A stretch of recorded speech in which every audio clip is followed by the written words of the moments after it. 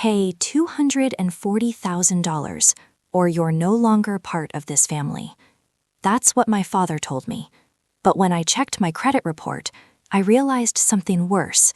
This wasn't just debt, it was fraud. My father didn't raise his voice when he said it. He didn't hesitate either. He said it the same way someone might ask for the salt at dinner. Calm, practiced, final. Your sister owes $240,000. You're going to take care of it. It wasn't a question. It wasn't even framed like something I could respond to. It sounded like a decision that had already been made somewhere else, and I had just been called in to hear it. I had been in the house less than 15 minutes. It was one of those heavy January afternoons, the kind that doesn't screen cold but presses it into everything. The sky outside was flat gray. Inside, the kitchen smelled like food no one had touched. My coat was still on. My father sat across from me. My mother sat at the end of the table, closer to him. Her hands rested quietly in her lap. She stared at them like they might tell her what to do next. Like maybe if she looked long enough, they'd change the situation. They didn't. Kayla's business failed, my father continued, methodical, controlled. There are debts. Some of them have your name attached from when you helped her before. I blinked. How long have you known? His jaw tightened slightly. That's not what matters. It matters to me. He didn't answer. I looked at my mother instead. Mom? She finally lifted her head, but her eyes flickered toward him before settling on me. That told me everything. This wasn't a conversation. This was a conclusion. Then he said it, clean, sharp, unmistakable. You either pay it or you're no longer part of this family. For a moment, I expected myself to react, to argue, to cry, to fight. I didn't. Instead, I stood up. I'm not paying it, I said quietly. I picked up my keys. My coat, still on, felt like the only thing I'd done right all day. I walked past the living room, past old photos frozen in happier versions of us, and out the front door. No slam, no drama. Just leaving. The drive home was silent. My hands were steady on the wheel, which surprised me. My mind didn't race, it shut down, like it knew this was too big to process all at once. When I got inside my apartment, I didn't turn on the lights. I sat on the kitchen floor, and I cried. Not for long, exactly 12 minutes. I watched the microwave clock the entire time, like I needed proof that time was still moving. When I stood up, something in me had shifted.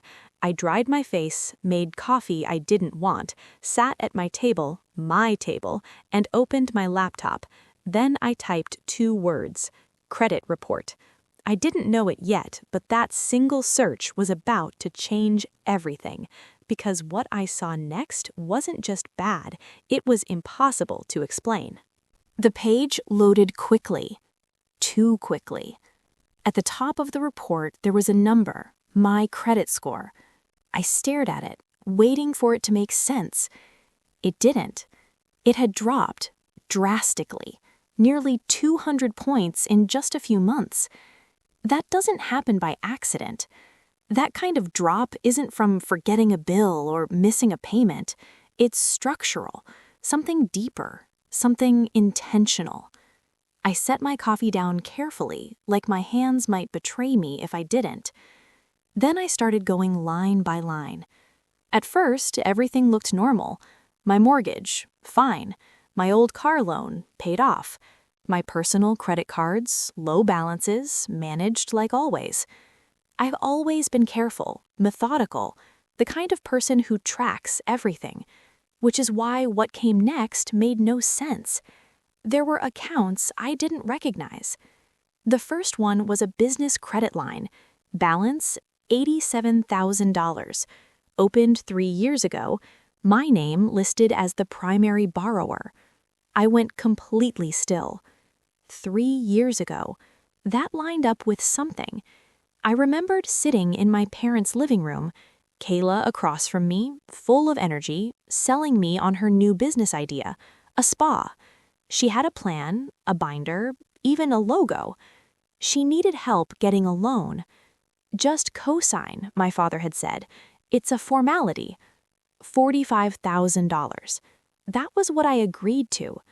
But this account wasn't $45,000. It was nearly double.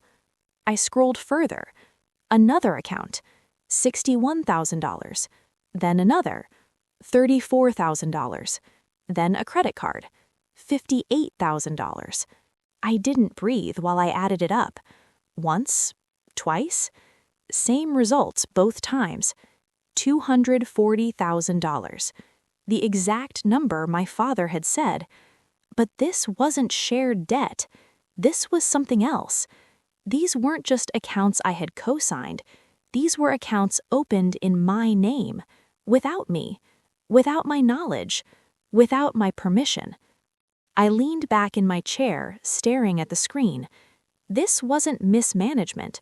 This wasn't bad luck. This was deliberate, carefully done, repeated, over years. I picked up my phone. There was only one person I trusted enough to say it out loud. I called Diane. She answered on the second ring. "I need to tell you something," I said. There was a pause, then, steady as always, "Okay." That was all she said, but it was enough because I was about to tell her everything. And when she finally saw the documents, she said something that changed how I understood the entire situation. Diane arrived within the hour. She brought food neither of us touched. I had already printed everything, every page of the report, laid out neatly under the kitchen light, like evidence in a case I didn't want to believe was real.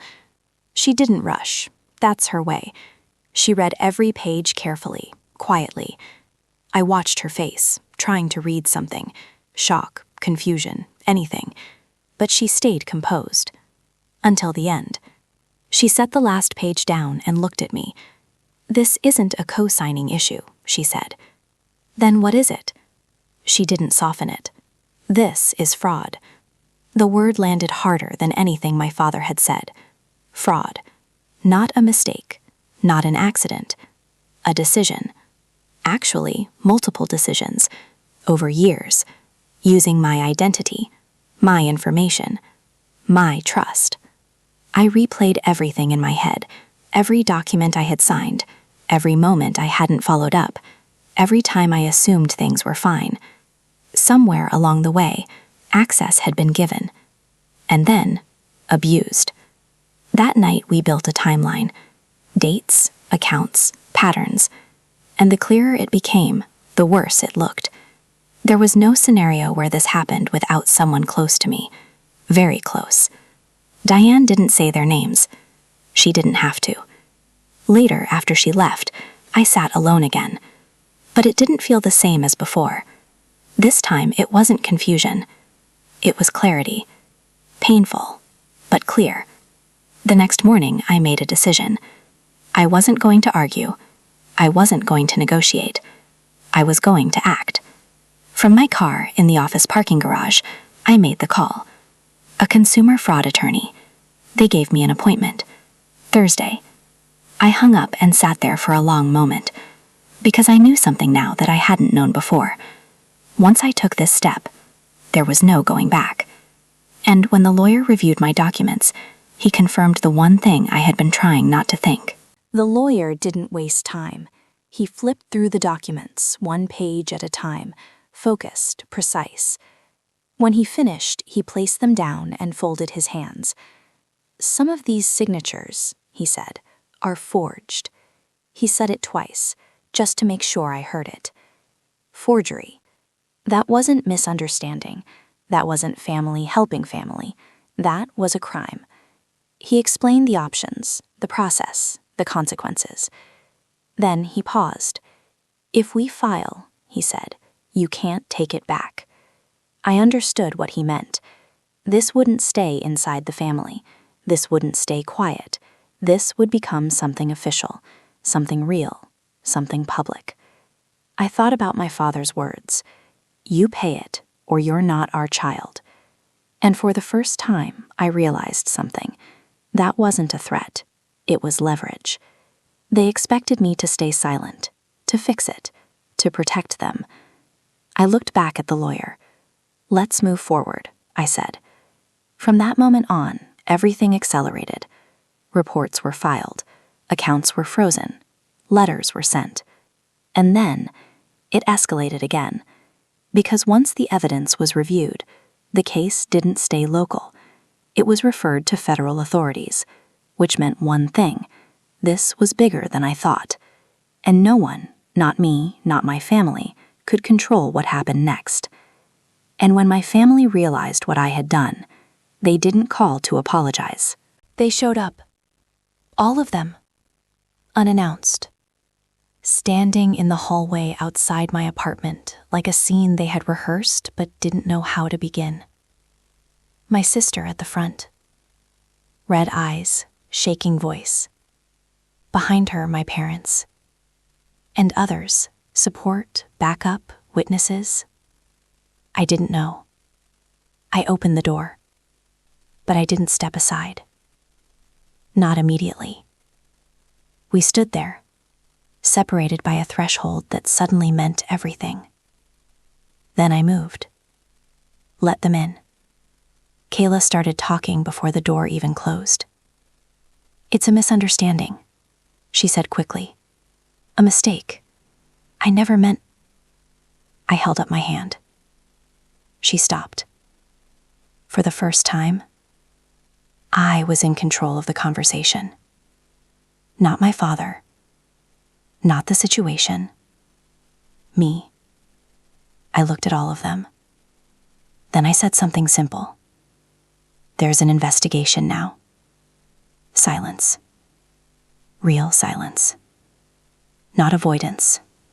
Not denial. Just reality settling in. My father looked different.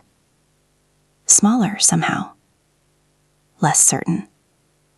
For the first time, there was no authority in his voice when he spoke. "Can we talk about this?" he asked. I shook my head. There's nothing to talk about. And I meant it. Because this was no longer about family dynamics, or emotions, or explanations. It was about facts, records, decisions, and consequences.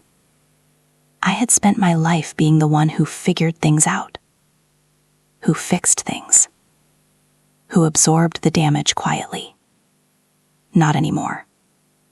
This time, I chose something different. I chose the truth, even if it meant standing alone. And surprisingly, it didn't feel like losing everything. It felt like finally getting my life back. Because sometimes the hardest decision isn't walking away from your family. It's refusing to carry what they tried to put on you. Before you go, if you think this story was shocking, you need to watch this next one. Because what happened there was even more unbelievable. Tap the video on your screen right now.